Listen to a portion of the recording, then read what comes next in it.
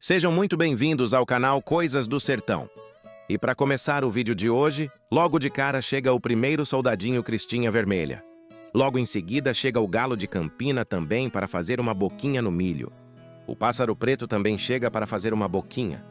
E assim o cenário vai ficando lindo. Soldadinhos, galo de campina, pássaro preto e também alguns pardais. E não esquecendo dos reis do terreiro, os comedores de arroz, esses aí marronzinho. E se você estiver gostando do vídeo, comente abaixo, deixe seu like e compartilhe. Como é bom alimentar os passarinhos, não é? Eles agora se assustam, mas volta bem rapidinho para a refeição. E novamente o cenário vai ficando lindo.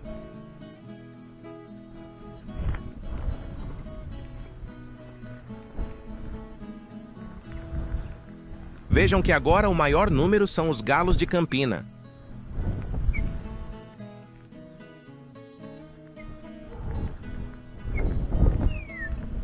E assim ficam todos reunidos aqui no terreiro de casa fazendo uma boquinha. Ah, e lembrando, se estiver gostando do vídeo, inscreva-se aqui em nosso canal para mais conteúdos como este.